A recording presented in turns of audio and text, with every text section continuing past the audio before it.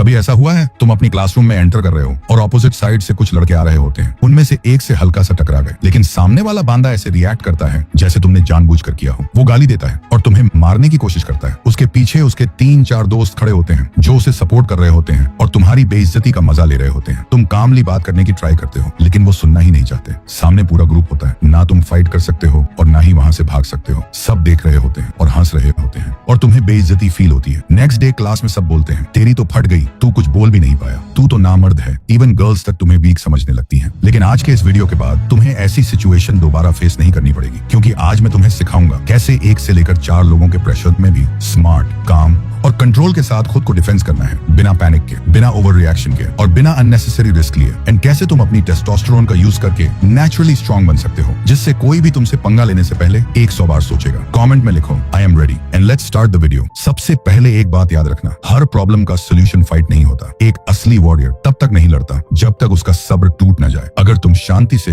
किसी सिचुएशन का हल निकाल सकते हो तो वही सबसे बड़ी जीत होती है। Because a real warrior fight only when he has no other choice. लेकिन कभी कभी समय तुम्हें मजबूर कर देता है, जब सामने वाला हद पार कर जाता है, जब तुम्हारी सेल्फ रिस्पेक्ट, तुम्हारी सेफ्टी और अपनों की इज्जत दांव पर लग जाती है। उस मोमेंट पर डरने का ऑप्शन नहीं होता और उस वक्त तुम्हारे पास होनी चाहिए ऐसी सेल्फ डिफेंस स्किल्स जो किसी सीक्रेट वेपन से कम ना हो। स्किल्स जो तुम्हें स्कूल फाइट, कॉलेज फाइट या रियल लाइफ कॉन्फ्रंटेशन में अनबीटेबल बना दे। इसीलिए इस पूरे वीडियो को 3 चैप्टर्स में डिवाइड किया है। पहले 2 चैप्टर्स में तुम सीखोगे कैसे सिर्फ अपने हाथ और पैर का यूज करके ओपोनेंट को डोमिनेट नहीं बल्कि घुटनों पर गिरा सकते हो। और थर्ड चैप्टर में तुम जानोगे अगर सामने 3 या 4 लोग या पूरा ग्रुप आ जाए तो कैसे पैनिक किए बिना, कैसे स्मार्ट पोजीशनिंग और अवेयरनेस के साथ खुद को सेफ रखना है। Chapter 1 hand moves. फर्स्ट, आई जैब। जब कोई छापरी तुम्हारा रास्ता रोके, बहुत क्लोज चिपक के खड़ा हो और तुम पर डोमिनेट करने की कोशिश करे, तब सबसे पहला टारगेट होता है आई लाइन। इस मूव में उंगलियों को स्ट्रेट रखते हुए ओपोनेंट की आंखों की तरफ एक क्विक जैब दिया जाता है। यह मूव परमानेंट डैमेज के लिए नहीं होता, लेकिन टेम्पररी ओपोनेंट की विजिबिलिटी ब्लर कर देता है। पेन इतना होता है कि वह पीछे हट जाता है, आंखें बंद कर लेता है। उस मोमेंट पर तुम्हारे पास टाइम होता है या तो एस्केप करने का या नेक्स्ट मूव डिसाइड करने का।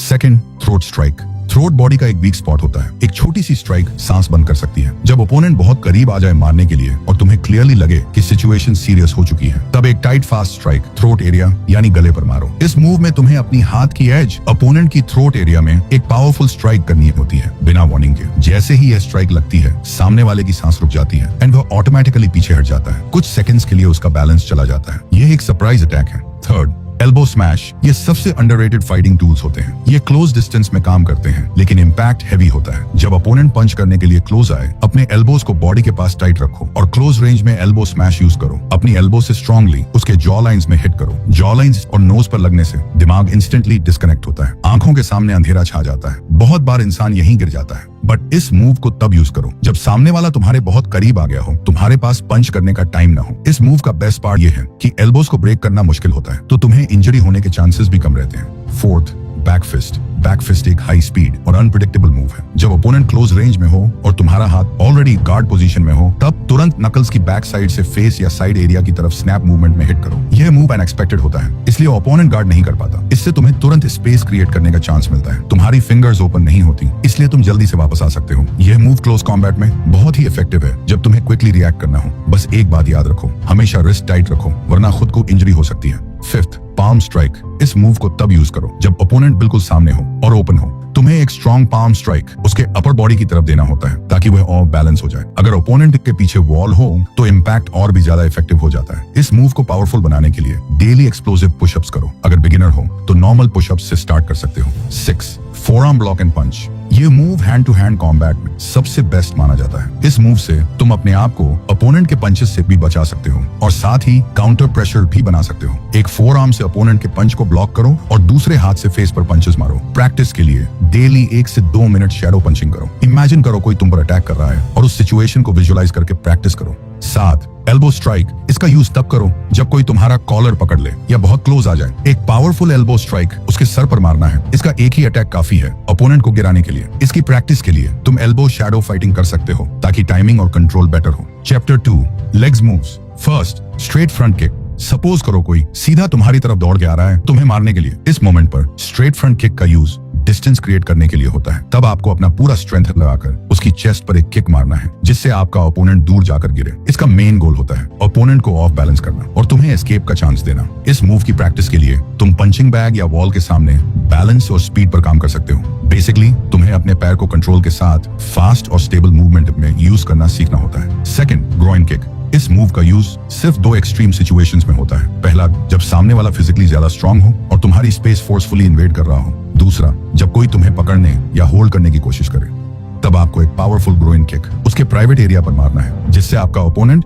एक बार में ही नीचे गिर जाएगा। पर हाँ, इस मूव को ज्यादा फोर्स से मत मारना, नहीं तो आप स्कूल से सस्पेंड भी हो सकते हो। और इस मूव को प्रैक्टिस करने के लिए आप पंचिंग बैग या किसी भी सॉफ्ट ऑब्जेक्ट पर प्रैक्टिस कर सकते हैं। ये मूव गर्ल्स के लिए भी बहुत इफेक्टिव है। अगर कोई आपको छेड़े या टच करने की कोशिश करे तो सीधा एक ग्रोइन किक उसके प्राइवेट एरिया पर मारो, चाहे सामने वाला बांदा जितना भी स्ट्रांग हो, सेकंड में ही नीचे गिर जाएगा। Third, liver shot. इस मूव को फाइटिंग की दुनिया में सबसे डेडली मूव भी बोला जाता है क्योंकि इसका एक सिंगल पंच ही काफी है अपोनेंट को सीरियस इंजरी देने के लिए एंड अपोनेंट के रिदम को तोड़ने के लिए, ताकि तुम सिचुएशन को कंट्रोल कर सको। ये मूव सेल्फ डिफेंस और सर्वाइवल कॉन्टेक्स्ट में आता है। Fourth, knee strike. जब भी कोई तुम्हें पकड़ने की कोशिश करे या क्लोज रेंज में आ जाए या फिजिकली तुमसे ज्यादा स्ट्रांग हो, तब नी स्ट्राइक एक पावरफुल डिफेंसिव टूल बन जाता है। दोनों हाथ से ओपोनेंट के शोल्डर्स या शर्ट जो भी पहना हो उसे पकड़ो और अपने घुटने को टाइट करके उसकी स्टमक, चेस्ट या ग्रोइन एरिया में जोर से मारो। वह दर्द से चिल्लाएगा या गिर जाएगा, चाहे ओपोनेंट तुमसे हेवी हो। यह मूव तब भी इफेक्टिव होता है क्योंकि यह लेवरेज और टाइमिंग पर बेस्ड होता है, ना कि सिर्फ स्ट्रेंथ पर। चैप्टर 3,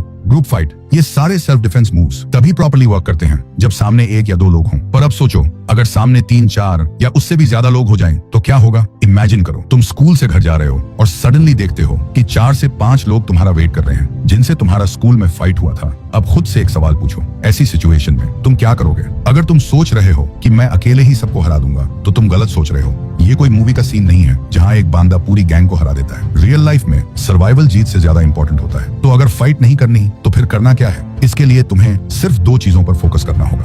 पहला, आपको दूर से ही बोलना है कि अगर तू मर्द है तो अकेले ही फाइट कर। और ऐसे बोलने से 3 चीज हो सकती हैं कि वो लोग थोड़े समय के लिए सोच में पड़ जाएं, और अगर ऐसा होता है तो आपको वहां से धीरे से चले जाना है। दूसरा, अगर उनमें से सिर्फ एक बंदा आगे बढ़ता है तो तुम्हें पहले बताए गए सेल्फ डिफेंस मूव्स का यूज करके खुद को डिफेंस कर सकते हो। तीसरा, अगर वो लोग कायर की तरह एक साथ आपको मारने के लिए आए तो तब ऐसी सिचुएशन में कभी भी फाइट नहीं करना है। तब आपको अपने हाथों में वो मिट्टी या धूल लेकर उनकी आंखों पर मार देना है जिससे वो लोग कुछ समय के लिए ब्लाइंड हो जाएं। तब तक आपको वहां से भाग जाना है। Bonus tips.